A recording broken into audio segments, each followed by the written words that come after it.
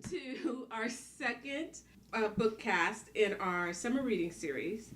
I'm Marcy. I'm Lisa. I'm Jennifer. What book? What book? Whoop whoop. What book? Book club. Bookcast.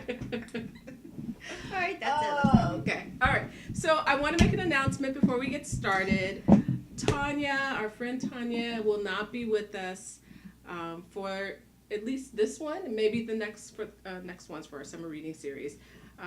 Just scheduling difficulties, but she will drop in periodically as a special guest star. Basically, she's too famous and important. Right. Because right now, instead of doing Bookcast, she's going to a different media, and she is starting up this awesome open mic night where That's people are going to true. read stuff that they Right. write. So maybe we can special guest over there, and she can come back We and do like special guest with us. live. What is this? A bookcast? We could do a live. We bookcast. could with audience questions. Wow, that would be awesome. For our fans. So She'll be a lining friend in up high place for us. outside of the door. right? I just Ready. want to say that I set up the YouTube channel and posted our stuff up yesterday. Thank I you. posted three bookcasts because I wanted us to like catch up, and we already have like 18 views. Look at that. All right. It's crazy. Woo-hoo. Well, We're you moving up. posted it on Facebook, and then I shared it. All right. So nobody commented, but I bet they're all secretly like, oh, well, whatever. I'm Just not so gonna, you like, know, fans, if you haters. comment and ask Ooh, I questions, should- we'll answer them live on the Oh, bookcast. I like it. Yes, definitely. We will Yeah. do that. We are open to whatever the fans want from us. Mm-hmm. Okay, so let's go ahead and get started. I guess we'll just go around the table and each of us can say what our memoir was. And this, if I had mentioned before, is our discussion of our memoir that we had picked out earlier in our earlier bookcast. So mine was A Heartbreaking Work of Staggering Genius by Dave Eggers.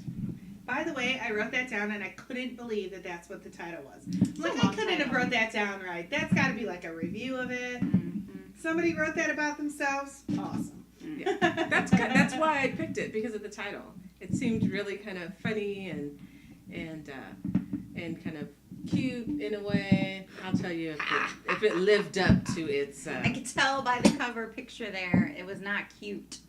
Actually, it was supposed to be. He was trying. Anyway, Oh, seriously? so let's go around. All right. So that was mine. I picked mine because I liked the title as well. Also because there was a picture of a cute mouse in Shakespearean gear on the cover. It's called, mine was Let's Pretend This Never Happened, a mostly true memoir by Jenny Lawson, the blogess. I picked Is Everyone Hanging Out Without Me and Other Concerns by Mindy Kaling. And I just thought it was hilarious. Okay. She's hilarious, so that's why I picked the book. Yeah. But she looks very cute on the cover. Yeah, she does. It's true. I've seen it. She's cute. She's a cutie pie. I really like her show. She just comes across as somebody that you just want to get to know Yeah. and sit down with. That and we could talk be with. friends with. Yeah. And I think I watched that show so much I could almost read the entire book in her voice. What, the one where she's the doctor? Yeah, the mini project and The Office. Oh, okay. Oh, right. But let's talk about Marcy's book first. All I want right. to hear about your book. All I right. hear it's supposed to be So. cute. That's It not was a a good start. bit disappointing. It was meant to be kind of funny, although, it's about this this young man. I think he's talking about he ends up raising his siblings, I guess. His And this mother. is supposed to be a memoir? It is. His mom and his father pass away. His mom from cancer. I don't know where I get this cancer trip going, but anyway, so she passes away, and so does his dad, and he ends up having to, because he had siblings who were under 18, kind of having to live together and kind of raise them, between him and his older sister. And so he does, it's not meant to be a depressing story, although, when you get into when he talks about his mom and how his dad passes away, it is sad. That's not how this is written. It's not really a very deep or very sad, very emotional book. It's meant to be funny and kind of blasé. My problem with it wasn't the sadness, it was that he was just so dang wordy, kind of like what I am now. It took him 5 paragraphs to say something that could have taken 3 sentences, and it was very, very difficult to actually get through, and I actually didn't finish it because of that. It wasn't wasn't funny to me in that way, and I found it difficult to actually get through. It's well written. It's not a bad book, and if you like that dense literature or that dense wording like that, this is probably a very good book to get through, but for me, I couldn't do it. This book, I don't know why, but I don't know if I tried to read this or like Oprah just talked about it a lot, because I think this is one of Oprah's books, or she did something with Dave Eggers. For some reason, I think I just blocked it from my memory, because it's probably that, because that gets on my nerves, like the whole wordiness thing. Like, just say it. I know. Get it out. It starts off really, you could tell that he wants to be funny and kind of cute and all that, because he has, before you even get to the book, he has this prologue and all that, and there's rules and suggestions for enjoyment of this book. And so he goes there, and that was actually kind of funny. So he's like, oh, you could just skip this. Maybe, actually just go to page 120. You could skip everything before that. And then he has this one part, it's a preface, and it almost sounds like lawyer talk, lawyer speak. It just, the way he writes it is just very difficult to get through. And that's really, again, why I didn't like it. I get what he was trying to do, and for someone who enjoys that reading style or that writing style, it's probably a great book, and that's probably why Oprah picked it. But for me, I don't really care for that type of writing. Yeah, she does like those kinds of books where they do that. So I wonder how books end up that way. Like how long is the book overall? Is it like a 200-page book or like a 700-page book or? Oh, it doesn't even say. This one doesn't say how many pages is in it, because mine's a Kindle version. So I have 6 hours and 34 minutes left in the book, but I don't know how many pages that actually equates to. All right, I feel like that's a plug for Kindle. So if you want to send us new Kindles, feel free. Right. I love my Kindle. I hate real books now. I'm just like, pay us in advertising. Mm-hmm. I wonder if he talks that way and that's the voice that's coming out, or maybe he's, I don't know, like trying to fill pages, or he wants to explain it a certain way. I think that that's probably how he talks. Maybe if that's not how he talks, it's a deliberate thing. I don't think it's that he didn't have information to fill up. It was, you could tell it was a deliberate choice. There was one part where when his mom was sick one day or something, and he just went through this. It lasted like at least 3 or 4 pages, where he was going through this whole scenario of what he was supposed to do. Take her to the hospital. Take her to the hospital. What if I do? You know, just what if this happens? What if that happens? What if that happens? And that would have been fine for 1 page. But they kept going on and on and on and on, and he did that for a couple of different types of scenarios in the book. So it was certainly a deliberate choice, and maybe it is the way he talks. He's just that kind of wordy type of person. Yeah, and especially if the prologue is so different from it, Well, the prologue is similar. It is. The whole thing is, and I'm like, okay. And then it's just, after a while, you just get overwhelmed with all of the words. I don't know. Too many big words. yeah. I hate reading a book that I have to look up words in. Like, thank God for Kindle, plug number 3, I think. Yeah. Because you can like click the word and it'll define it for you. I love that. I especially feel stupid when I'm reading a book like Twilight. And I'm like, I don't know what that word is, and this is written for teenagers. Can you please define it for me? But I'll twist it around. Sometimes I'll know what words mean because of that whole situation. Like, what the heck is this? And then I'll impress people at, like my husband or something like that. He's like, how do you know what that means? Just intelligent. He doesn't have to know that I read it in a stinking Nora Roberts book or something like that, some cheesy romance. He doesn't need to know that. Sometimes you get all kinds of weird facts and things from books that, just because it's in there. I have a hard time with memoirs altogether because I feel like a lot of times the memoir is written in a way that, I don't know, like I'm trying to make myself, like my experience seems so different or seems so interesting. And it adds this, I don't know, it adds this thing to the book that makes me feel like, it turns me off almost to the book. I don't like indie films. Most indie films because of that, because they're like, oh, I'm trying to be cool and ironic and whatever, and so I usually even just shy away from watching them. I don't care how great Slumdog Millionaire is, I will never watch it because I feel like it was one of those movies that was made that way and then hyped that way. even if it wasn't made that way, it was definitely hyped that way. Right. And I just can't do it. Like, I'm just not into that. So I mean, this genre altogether is not one that I usually ever read. I think I've read three autobiographies or memoirs in my life. One of them my sister gave me, Molly Ringwald's Getting the Pretty Back or something like that. And then for book club, I picked Bossy Pants because I love Tina Fey. Mm-hmm. And I'm a SNL voyeur, so anything SNL. I love to read and watch, and I watch all those stupid shows on TV. It's like SNL in the 90s. It's like, you know, a 3-hour thing. Yeah. And the only reason I picked this one is because we had to pick a memoir for the bookcast. Well, that's a nice segue. So, how did you feel about yours? So, let's talk about your... So, first of all, I think I you know, it's one of those things where you get to know a actor so well because you're constantly watching their stuff, and you feel like you kind of have a relationship with them. So, if it were anyone else, I probably wouldn't have liked the book because I wouldn't have cared as much or thought it was as quirky or funny or whatever. But I really like this book. And I liked it because it wasn't trying to be anything but just random musings of Mindy's. And that was what was so cool about it. Even in the beginning, the whole first chapter, she talks about different names for the book that she thought.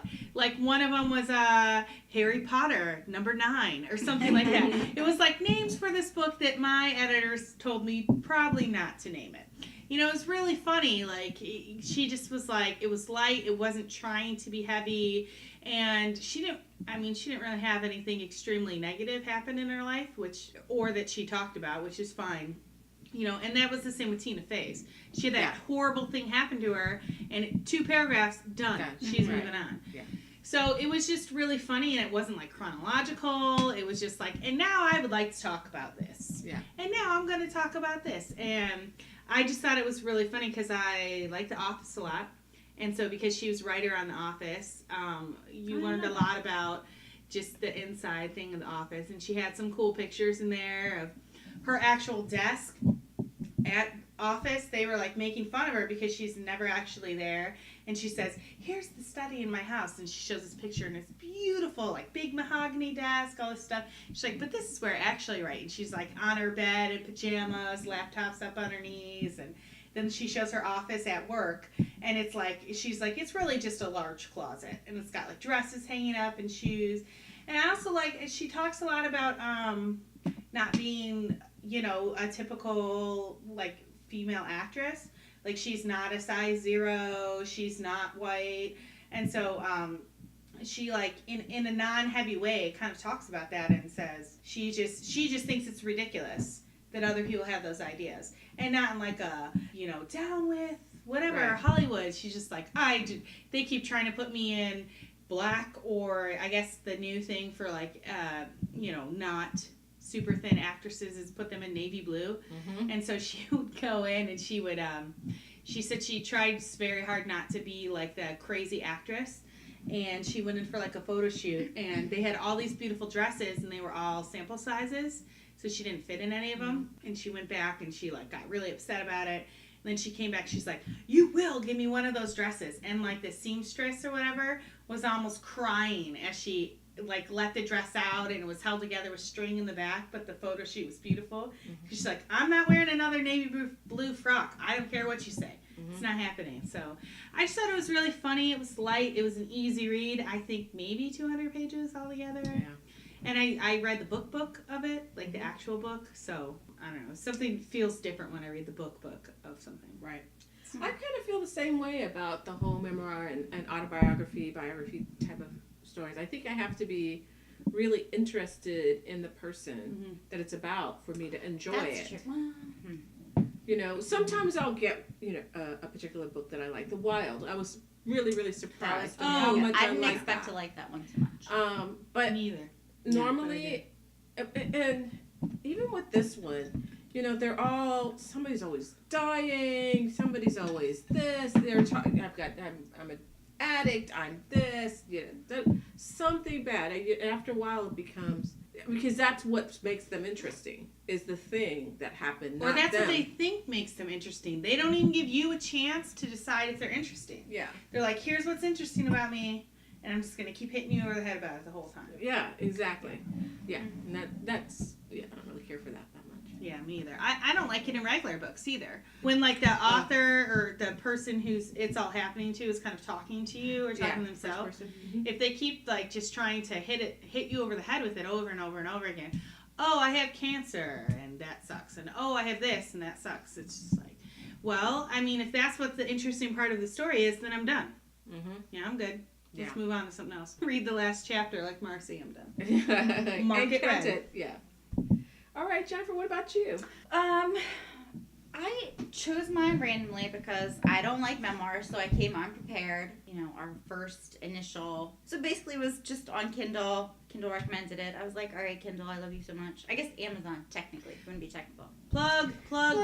Corporate sponsor. Yeah. So I chose this one because, like I said, I like the little mouse. It's very cute. Does the mouse have a sword? I don't know. I think so. No sword, just a little cape. A little cape with like a Victorian collar. What are these called? The dog collars? This hurts my heart a little bit to say, but because I find me really funny. You find you really funny? I find me really funny. Oh, okay. And I read this book, and like she sounds a lot like me. And my aunt read this one after me, and she's like, "Did you write this? Do you know her? Do you pull stuff from here?" I'm like, "No," but like halfway through, and I laughed out loud throughout this at some parts. But halfway through, I was like, I'm really getting sick of her. And I was like, wow, am I that irritating? Because she just keeps on and on and on. I'm like, girl, take a break and just stop for a second. Like, it was really funny. And she doesn't really talk about, I mean, I guess she talks about serious things. Like, she kind of grew up really poor. And I'm trying to remember, I read this a while ago. She, Let's just take a pause here because Jennifer has grease brain still. I do. And She I went to read Greece this in for Greece. like 5 months and left us all here, and she went on this extravagant vacation and read books during. I did. But I don't know. Yes. I did. It was awesome. That's Greece. So I read world. this one in Greece, and so I mean, obviously there's other stuff too in Greece that I was reading, so you can see why I wouldn't have been giving this my full attention.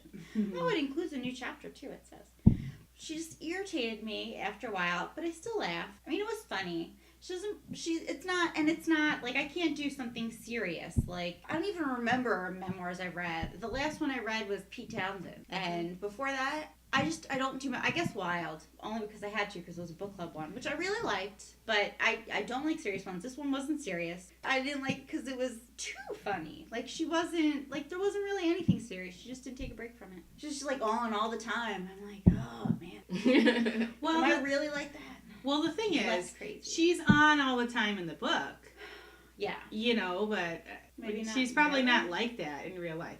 Yeah. And I think you're running into that thing that they say about, I'm not calling you crazy, but that thing they say about crazy people. If a crazy person wonders if they're crazy, they're probably not crazy. Okay. That's Right? good, right? So funny person wonders if they're bordering annoying, you probably aren't. Oh, okay. You know, when you're faced with someone Yeah. who is. Mm-hmm.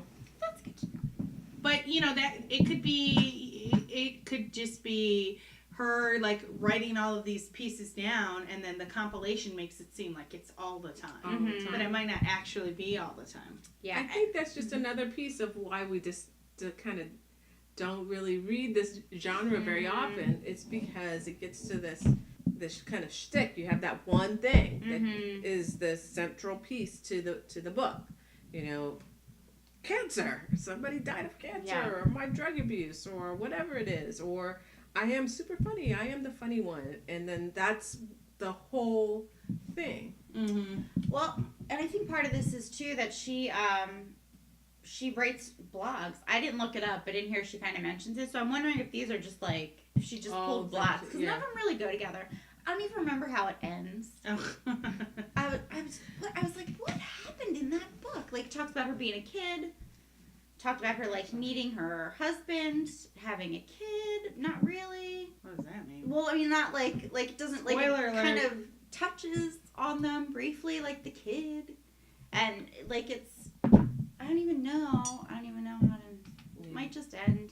So it looks like out of the books that we had recommended or said we were going to be reading as part of our summer reading series, it looks like it's a 1 out of 3.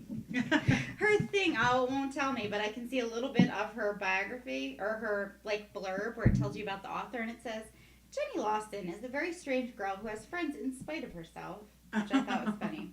But I can't read the rest of it because I don't have the internet. Whatever. Oh. I don't know. I think memoir isn't really my thing. I don't really dig reading it that much because I get bogged down on what the author's trying to tell me is important about the story. Mm-hmm. You know, I really like fiction because there's like 100 different important things that are happening at the same time. Mm-hmm. And you can care about one and they'll remind you about it later when you should care about the next one. Mm-hmm. And I think that's what I liked about Wild. The running theme in that was just the walk. Mm-hmm. So while That's I got right. bored with her walking, it wasn't like, it was the running theme, but it wasn't like integral. Well, she had 2 things. It really was her life story, and it was how she worked through her issues through this walk. So it went, back and forth. So she went to the present or at that moment during the walk and the things that she was dealing with at that time. No money, losing a shoe, and then you can tie that back to her issues just in general, why she was doing that walk. So it was, that's, if you're going to do a memoir, that's how you do it. Right. It was, I liked it. I think that when they're chronological, it at least gives you like a way to progress forward. When they're kind of like cut and paste in here and in there, which I was worried about. Mindy's book was because it doesn't really have that central theme going through it, that I was going to get bored, but luckily some chapters only have 2 paragraphs and then you're on to the next chapter. Then I think that's also, a plus. If you just have like little thoughts or whatever, change it up. Do a poem in one chapter, or, bullet points in another.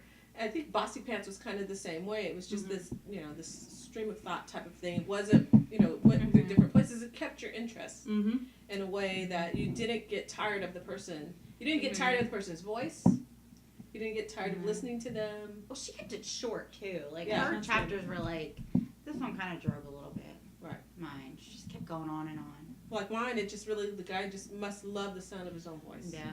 He just loves it. One of my other, well, I guess I've read a couple more than I thought I did, but one of the other books I read, I don't know what it would be considered. I mean, what makes a memoir a memoir?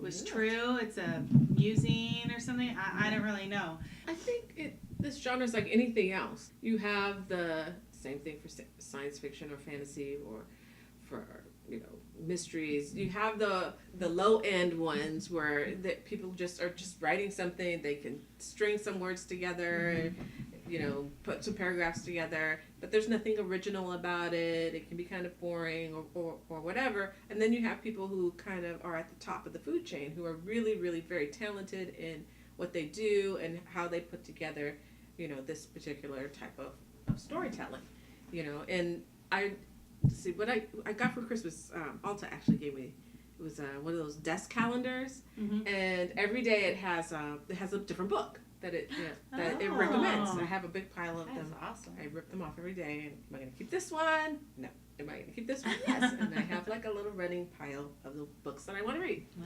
But I was surprised to see how many memoirs that it's, because these are just supposedly just really great books of whatever that came out at whatever time. It could be a classic, it could be something that came out a year before they made the desk calendar or whatever. But that showed me how huge this particular genre was, even though it's not something that I particularly read all the time.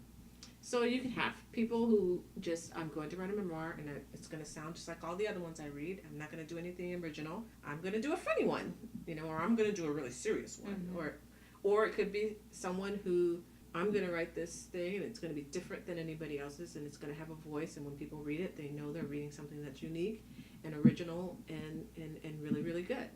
I think just the Harry Potter is another one where it is fantasy, but it's, we were kind of talking about she does it in this unique and original way. Yeah. It kind of changes, the whole genre. And now people are writing stuff like her, trying to write like her, trying to repeat what she's done. Yeah, Tanya, she's got a couple writing ideas, but one of them is just writing about just something that her son is going through. And she said for her, it just felt like really important for just someone to read, even if it's just one person could read the story and then feel like, oh, that helped me in some way deal with the same issue.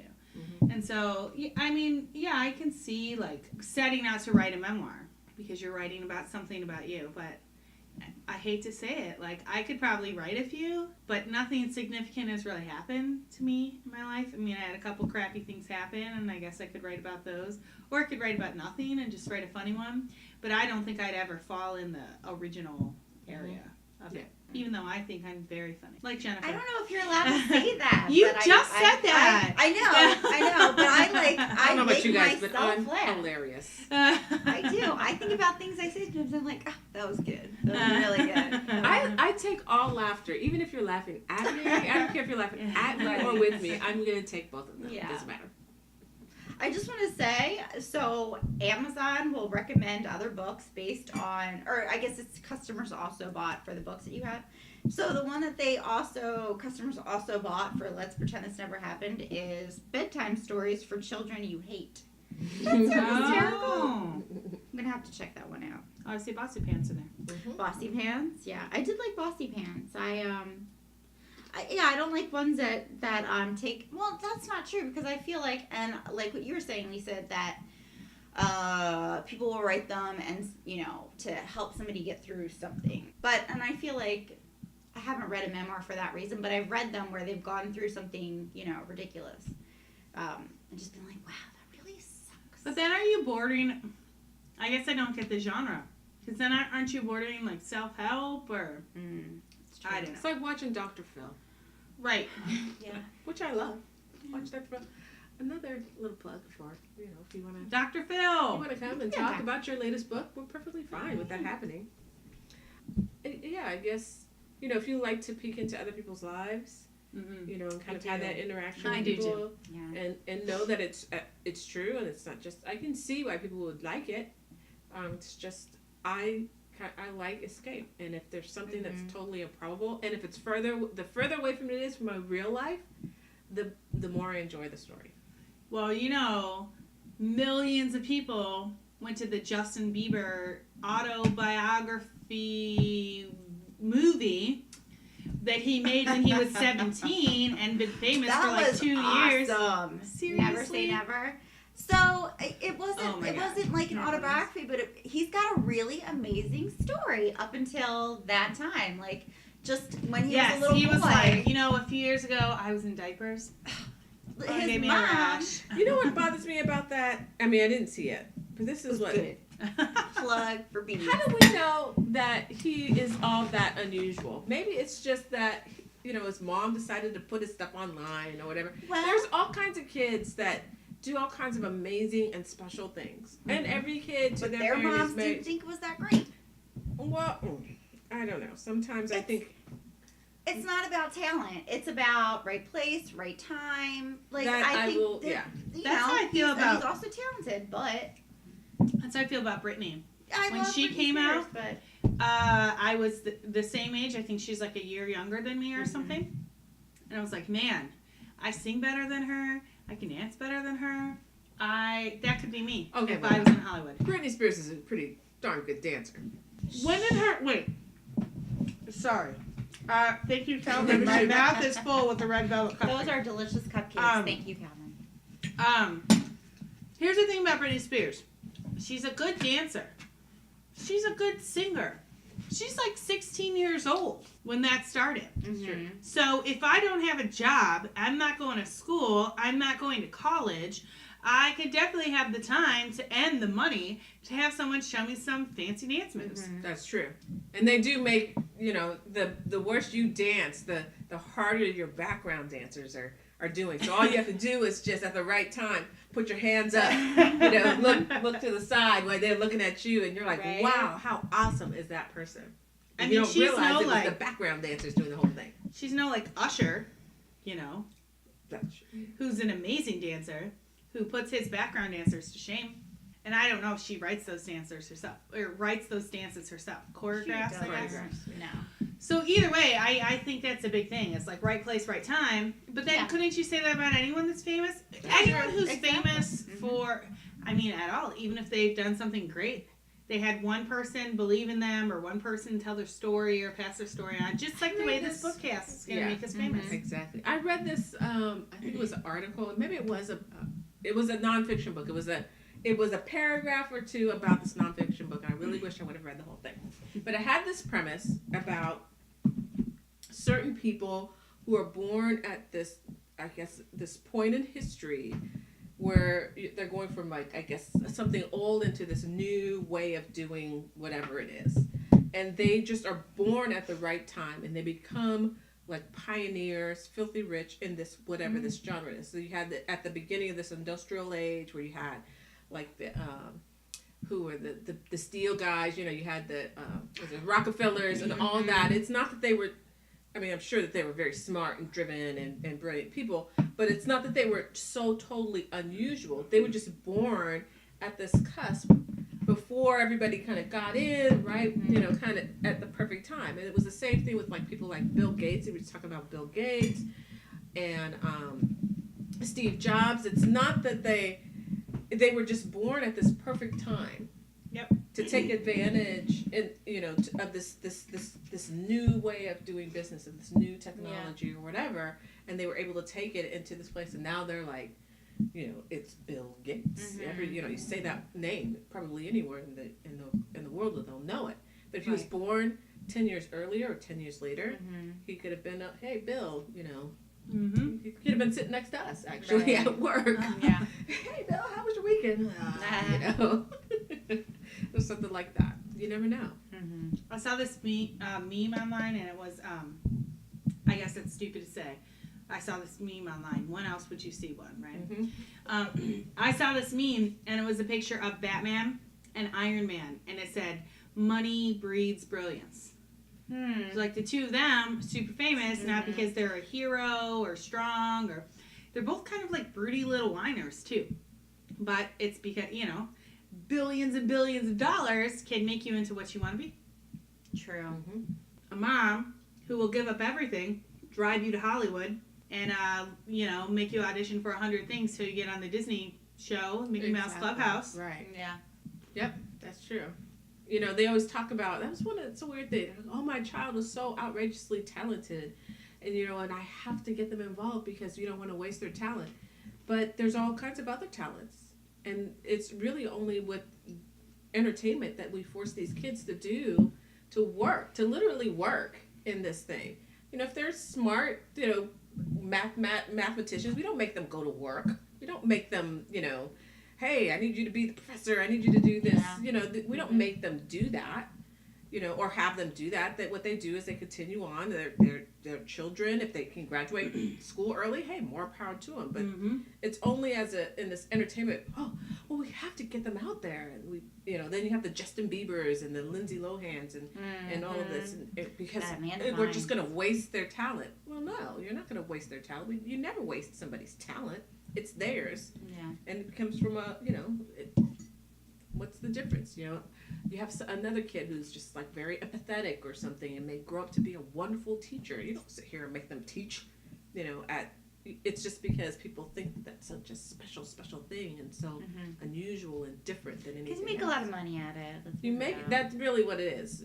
And we do. Yeah. I mean, it is kind of amazing. You see somebody with this beautiful voice or, who has this ability, I'll tell acting, you, part of it is the whole charisma of the person and everything. So if there were even half and half stories of child actors where half of them went bad and half of them were totally fine, I would have Ivy auditioning for stuff now because she's funny, she's quirky, she's very pretty, and she, she kind of gets like what people are saying or what you're trying to like put out there easily. I think she takes direction well, but it's like 1 out of 10 of those child actors didn't end up on coke or pregnant or burning their hair off or whatever. Well, there's a difference too. I mean, you don't have to sit here and push them constantly. Kids can my good friend, her son's done commercials and he does little dance competitions and all of that. So he's been in the entertainment business for a few years now. But it's not so overbearing that there's this constant pressure. And I think eventually, you kind of, I don't know, maybe you're telling kids that that's where they get their validation. Well, and that's our whole society, superstars. That's they make lots of money. They have crazy lives where they're jetting here and there. Teachers don't get to do that. I know. Yeah, I don't know. I think that Another cupcake. it's definitely hard I think it's hard because for a kid especially to get out of that mostly unscathed, because if their whole life revolves around it, their whole life then revolves around being judged in auditions and then being judged when they're doing something that they've been chosen to be great at. So, yeah. So I'll just wait till she's older and she can choose to do it herself. I don't know if you guys know, but I did a little modeling stint when I was younger. I did not know. I did. I was blessed with a red afro, and so it was timely. JCPenney's, I think, had put out an Annie line of clothing. Oh. And so I did a couple runways for Annie clothing. But, I always wanted to do modeling and acting and singing and whatever. And my dad was just like, no, I think you're beautiful. I don't want you being judged by anyone else. I don't want you in a competition where it's about something you can't control. Feel free to do sports and practice and whatever, but it's not going to be about how pretty you are because you're pretty. The end. It's a good dad. That is good. So I think all around we've decided that between the three of us, memoirs not really our thing. No. I mean, it was Tanya's genre that she chose. We'll just blame her. Tanya. I did enjoy my book, but if I hadn't read it, So if anybody's following along on our summer reading picks, post what you liked or didn't like about some of the books that we've recommended or suggested. Yeah, and Jennifer, what are your ideas? Jennifer is one of those people who will read any book that someone suggests to her. True. So if you say, no, this memoir was super awesome and you should read that one, we'll read it. We'll read it. We'll let you know about how we feel about it. But I think I'm going to stick with fiction for now. I think so too. So what do we got coming up next, Marcy? I have no idea. What's next? Is Sci-fi? it our mystery or sci-fi? We moved mystery. So we have mystery and sci-fi left. Which one do we want to do next? I haven't finished my mystery book yet. So let's do sci-fi. Okay. Did you finish reading your sci-fi book yet, Jennifer? Are we doing it today? No. Okay. No, I haven't. I'm like halfway done. Yeah, I'm halfway done with my mystery. Oh, but I want to read your mystery too. Yes. It looks really interesting. And by the way, when I was looking at pictures put behind there, it came up as a picture for I'm 10% of the way through. Oh, that's not halfway. But my it's only 290 pages, so that's not too bad. Oh, okay. Something Wicked This Way Comes. Is that what you're talking about? Yeah. That's my mystery. No, my mystery is Penumbra's. My sci-fi is this one. Yes. My mystery is Mr. Penumbra's 24-hour bookstore. So which one do you guys want to do next? Let's do the sci-fi. Each sci-fi. We'll do sci-fi. So we'll be talking about Ender's Shadow, The Ocean at the End of the Lane, and Something Wicked This Way Comes. Okay, well, I think that's right. So this was the What Book? Book Club Bookcast for the Summer Reading Series, Session 2, the Memoir Session. And it's done, thankfully. Sorry, but it's done. I just like Pete Townsend's, if anybody... I'm surprised you didn't pick... Didn't you do Andy Cohen's book or whatever? I did do Andy Cohen's, but that was a good one. I don't know why I didn't pick one I'd already read. Yeah. I know, I should have done I that liked too. his. His was fun. I think we were just trying to find things that we hadn't read. Yeah. True, that we had seen something interesting about, and so let's pick this one and see how it does. See how we do. Yeah. And I think it's kind of peppered with enough books that we had already read and some that we hadn't read. Yeah. Okay, well, I'm Lisa. I'm Marcy. Jennifer. And we're out. We're out. Bye.